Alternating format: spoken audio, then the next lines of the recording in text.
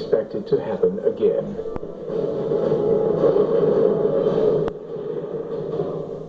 Humanity's foothold on the planet is more precarious than we think. Cataclysmic disasters have devastated the planet before and will strike again.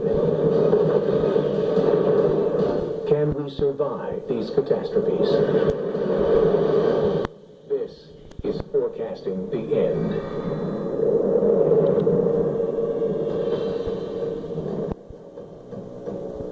Each year, over 3 million visitors come from around the world to see the natural wonders of Yellowstone National Park.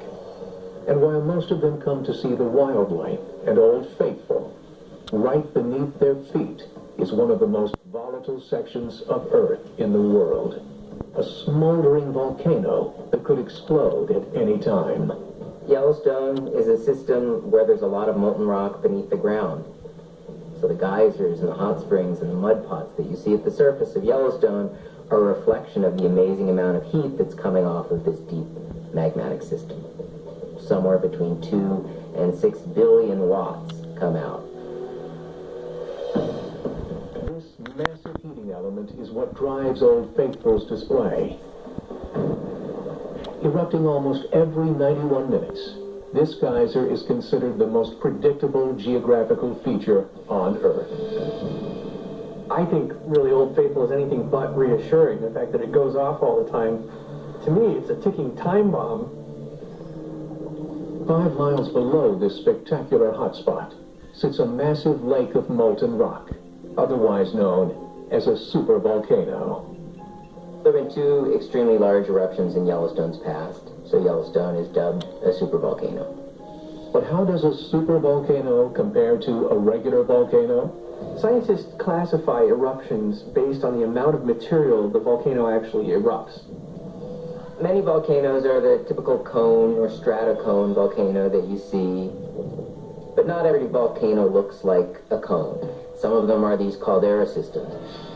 Yellowstone's caldera, which is Spanish for the word cauldron, is a volcanic structure similar to a massive crater. Yellowstone has had 2 of these massive caldera-forming eruptions where so much magma was withdrawn out of the earth that you have these cave-in events, these big calderas. Yellowstone's caldera is the world's largest supervolcano. Over 50 miles in length and 37 miles wide, it could hold the entire city of Los Angeles. The amount of energy coming out of that caldera is almost incomprehensibly large. And when you realize that that entire area is a volcano, Yellowstone becomes a little bit more sinister. The first time this volcanic range erupted 2 million years ago, it expelled enough molten rock and debris to bury the entire state of Texas in 12 feet of ash. We know that 2 of the eruptions in the past spread ash that's been found over much of the United States, especially to the east of Yellowstone. We also know that there's quite an accumulation, feet thick, of ash from Yellowstone that's in the Gulf of Mexico. Since there's been no super eruption in recorded human history, it's hard to know exactly what it would look like or sound like. According to geological research, the most recent super eruption occurred 640,000 years ago and devastated more than half the continent. Scientists believe that this volcanic event happens every 600,000 years, so we're long overdue. There could be profound implications for people who haven't even been to Wyoming if this thing goes off. This is a big deal. But a knowledge of Earth's interior is essential for understanding how a supervolcano might erupt. Deep below the Earth's surface lies a hotspot where molten rock, known as magma, rises through the mantle. But when it reaches the thinnest layer, the Earth's outer crust, the magma is prevented from breaking free. It stays there because the upper surface is a crust, like the crust on a pie.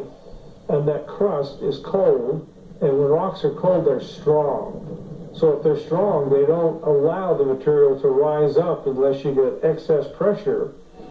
The crust, or mantle, is the last line of defense, and it's only a matter of time before it begins to fail. What's different about this particular area is that we're at a mantle hotspot in this region where the mantle is actively melting. As the mantle continues to melt, boiling gases create extreme pressure, like an overinflated balloon ready to pop. There's a blowtorch on the crust here. Once this pressure reaches a critical threshold, the crust begins to crack. It's a matter of seconds before the volcano erupts. It will begin with a low rumble. Long, dormant geysers awaken throughout the park. Violent tremors would shake the earth. Finally, the magma bursts through the crust with supernatural force, and a massive fountain of lava shoots skyward. It's going to form a volume thousands and thousands of times greater what it was actually within the crust. It can go as high as 100,000 feet into the atmosphere. The clock is now ticking. If this were to happen, the volcano would be on a path of destruction that will reach the East Coast in 4 days. There are different ways that an eruption could unfold. It could start very powerfully and last for a week and be done. There could be something that could happen in several different stages. It could take months. And it may not be just one, but a series of monstrous eruptions. We've never seen one of these things go off in person. It's hard to know whether there would be one primary vent or a bunch of separate vents in concert because the caldera is so wide. Each one of these eruptions could produce a blast 1,000,000 times more powerful than an atomic bomb. There's a common misconception about volcanic eruptions that they have to all look like Hawaii. It wouldn't look like molten magma. It would look like a dark, exploding, super hot column of ashy smoke. As day becomes night, a mushroom cloud of ash would envelop the sky, blocking out light from the sun. From a satellite's point of view, the ground would disappear for hundreds of miles to the east, northeast, southeast of Yellowstone. Within 5 minutes after the eruption, the 37,000 residents of Bozeman, Montana, would have no escape. The city would be demolished. Clouds of superheated gas and ash called pyroclastic flows can rush across the landscape at speeds of over 100 miles per hour. It would look like a very rapidly moving cloud of material that's just flowing downhill, kind of like a landslide. When you're in areas hit with a pyroclastic flow, it can be quite devastating.